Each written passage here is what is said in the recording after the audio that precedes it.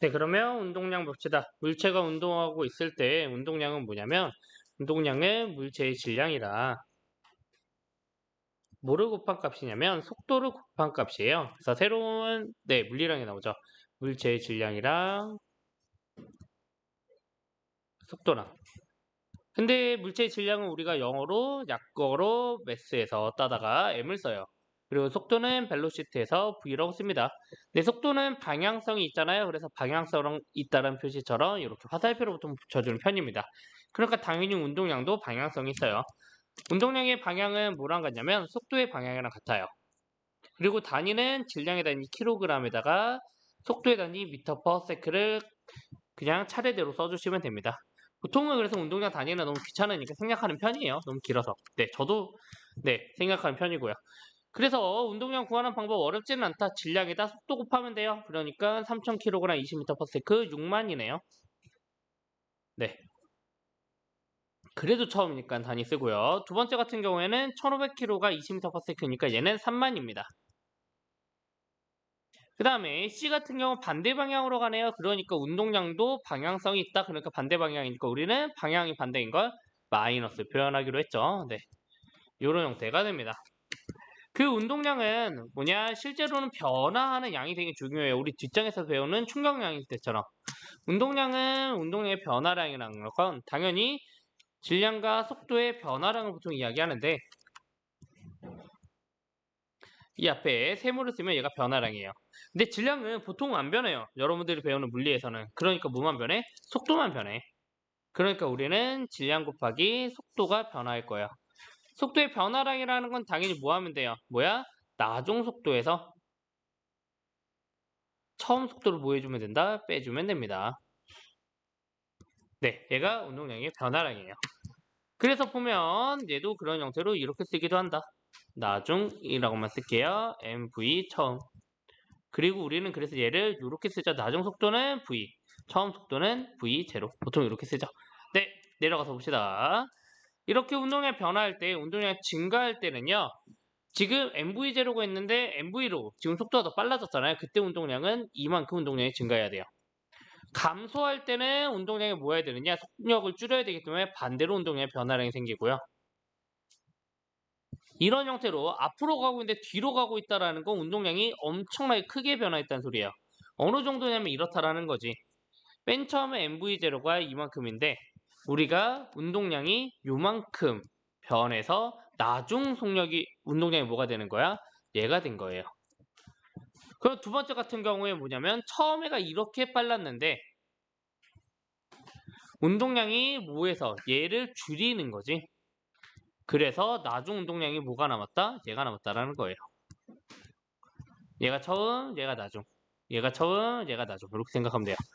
운동의 변화 같은 경우 얘도 뭐냐면 MV0가 이만큼 있었는데 우리가 운동량의 변화량이 저 뒤로 쭉 밀어버리니까 남는 건 뭐만 남아? 얘만 남는다고요.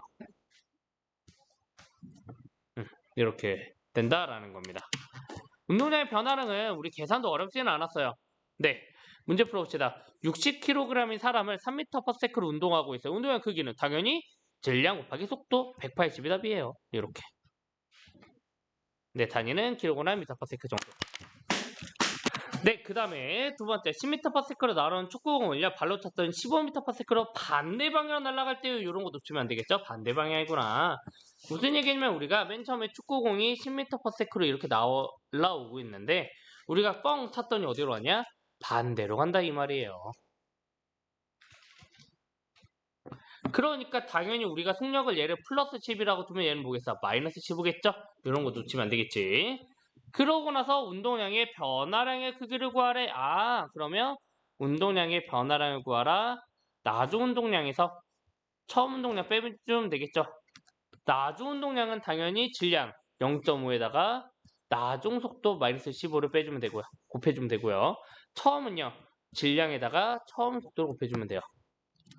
그러면 계산하면 얘는 마이너스 7.5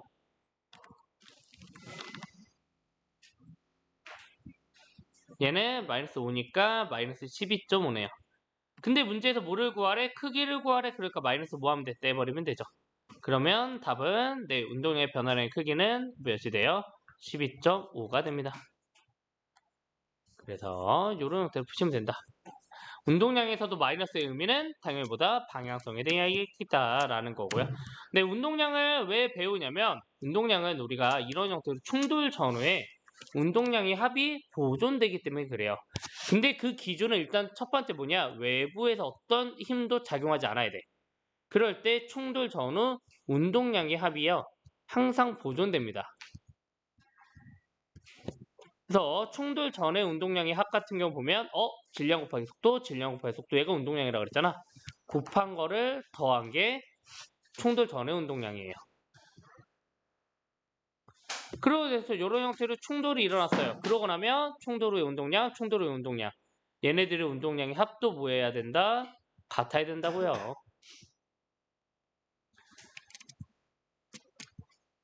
왜냐? 얘가 이쪽으로 반대 방향으로 힘이 작용하고 네, 반대 방향으로 힘이 작용하니까 이런 형태로. 네, 내려가서 이제 좀 봅시다. 이런 것도 어렵지 않았다. 충돌 전후가 나눠지면 전후의 운동량의 합을 구하면 되지. 전의 운동량은 460, 240, 250, 네. 2 곱하기 50이니까 100. 얘네들의 합은 충돌 후에 A의 속도 알아 몰라? 그러니까 V라고 줘야지. 질량도 60. 질량 안 변할 거 아니야. B도 질량이 50이니까 50. 그러니까 60V와 50 곱하기 5, 250. 얘네들의 합이 뭐 해야 된다? 같아야 된다. 걔가 운동량 보존이었다. 나머지는 계산이잖아. 340에 250 빼주니까 60V가 90이 나오고요. 그러니까 V는 1.5m/s다. 이렇게 나옵니다. 그래서 A의 속력은 1.5m/s다. 네, 운용 보존 법칙의 증명은요. 그렇게 중요하지 않으니까 제가 넘어가겠습니다. 네. 하여튼 중요한 건 A와 B가 충돌하면서 얘는 마이너스 F 힘을 받으면 얘는 F 힘을 받는다. A가 B에서 주는 힘과 B가 A에서 주는 힘이 서로 작용 반작용 관계다. 정도만 알고 계시고 그거 가지고서 우리 뭐 하면 돼? 증명할 수 있다 정도까지 알고 계시면 될 것 같아요. 넘어가서 문제 풀어봅시다. 네, 이런 운동량 보존 법칙을 볼 건데요. 네, 운동량 보존 법칙을 봅시다. 충돌 전에 이렇게 방향성이 반대서 오면 M1V1, M2V2 뭐 예를 들어서 내가 얘를 플러스라고 둡시다. 그럼 얘는 플러스고 얘는 마이너스겠죠? 얘네들의 합이라 얘네들의 합 M1V1 플러스 V 프라임 M2V2 프라임.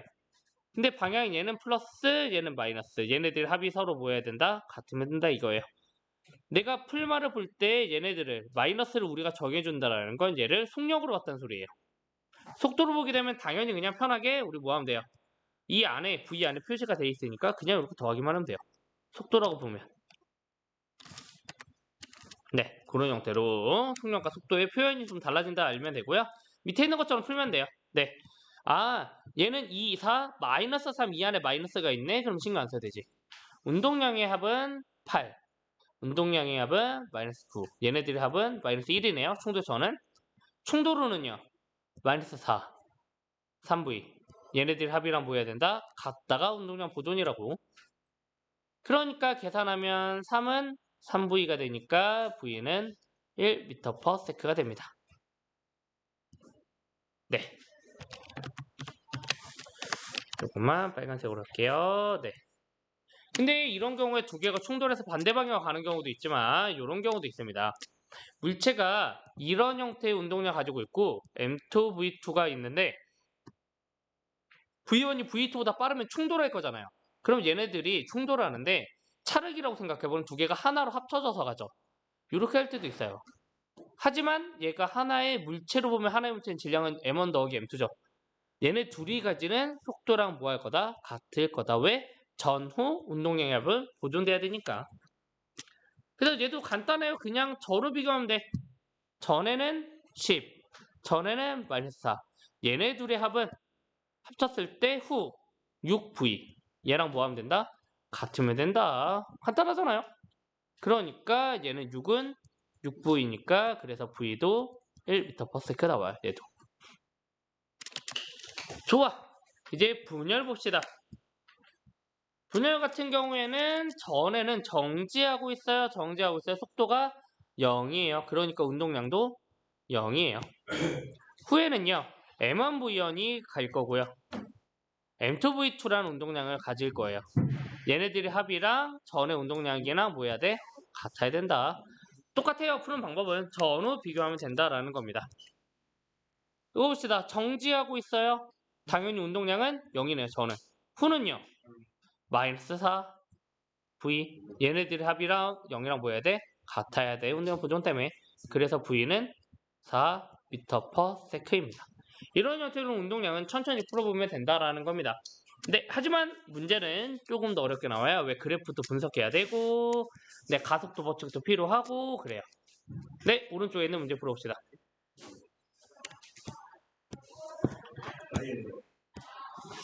1, 2번은 풀만했어요.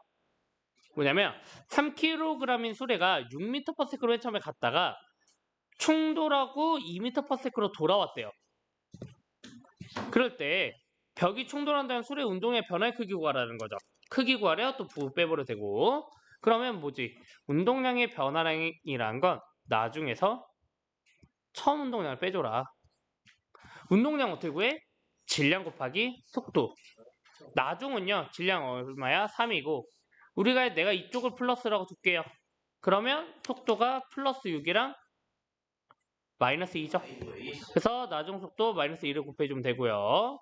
그 다음에 처음 속도는 처음 질량은 3에 처음 속도 6을 곱해주시면 돼요. 근데 두 개 빼기 변화량의 크기 구하라니까. 그래서 마이너스 6, 마이너스 18. 얘는 마이너스 24가 됩니다. 그러니까 크기를 구하라 그러면 마이너스 떼버리고 24kg m/s예요.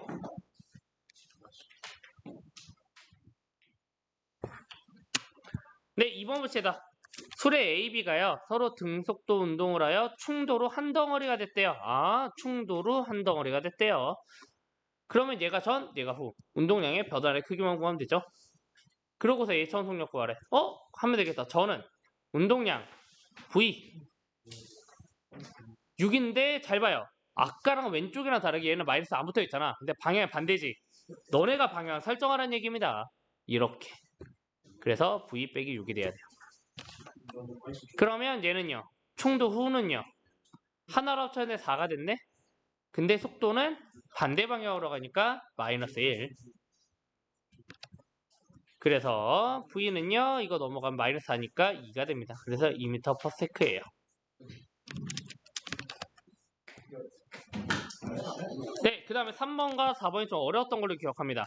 네, 제가 그림도 안 보였었고 프린트에서 그래서 알려줬던 건데 얘가 1초에서 속도가 변화한다는 거 1초 전이 충돌 전 상황이고요. 1초 후가 충돌 후 상황이에요.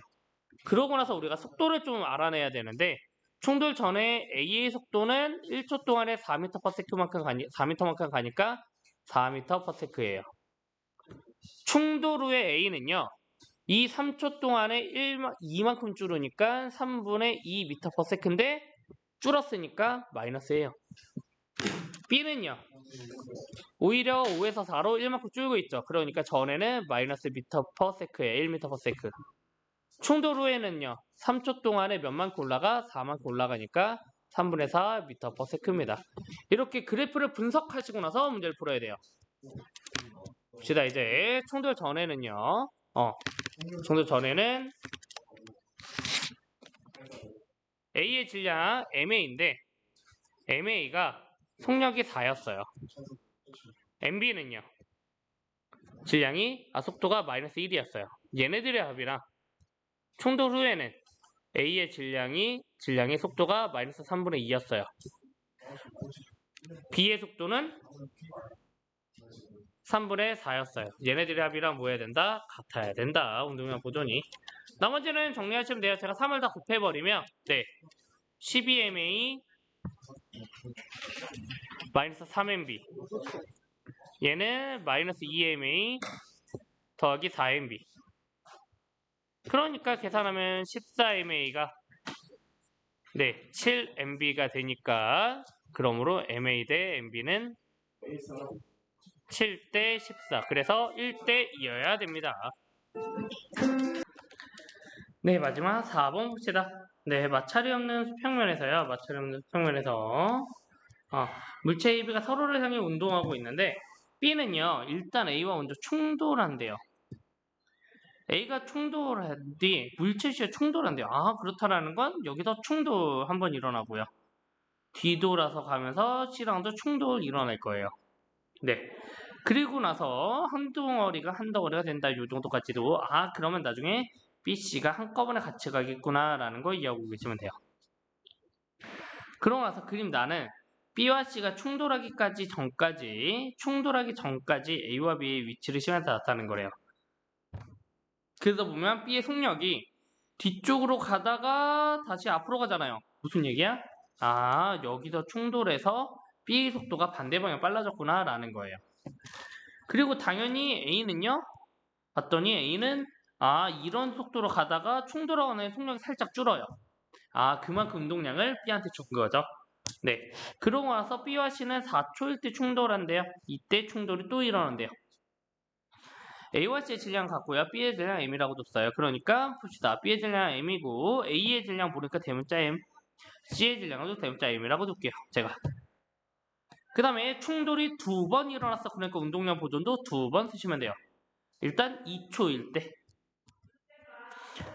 A와 B의 충돌이니까 A와 B의 운동량 보존 쓰시면 돼요. 그래프가 나왔다. 속력부터 쓰고 가자. A는 2초까지는 속력이 2초일 때 4m 가니까 2m/s. 충돌 전에는 2m/s. B는요. 반대로 2초 동안 이만큼 줄으니까 마이너스 1m/s. 그러니까 운동량은 어떻게 돼? 2 대문자 M 마이너스 M이 돼요. 충돌 후에는요. A 같은 경우에는 몇으로 가요? 2초 동안에 2만큼 증가하네. 그러니까 1m/s. 그 다음에 B는요. 오히려 되게 빨라지네요. 1초 동안에 얼마만큼 가요? 46을 가네요. 얘는 진짜 빨리 가네요.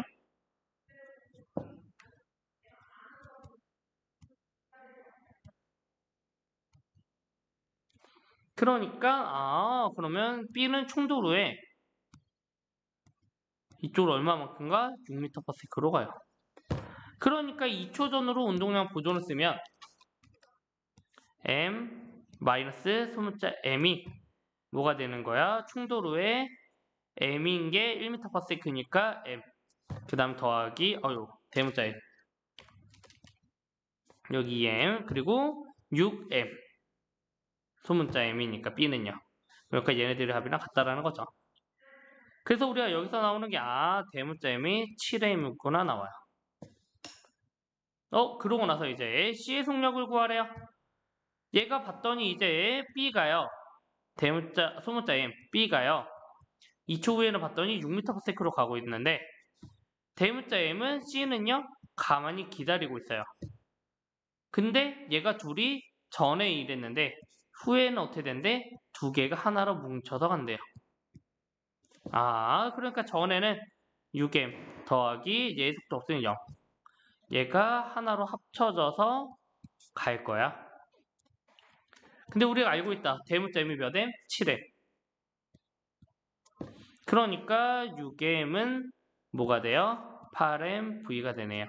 그래서 속력은 4분의 3 m/s가 됩니다.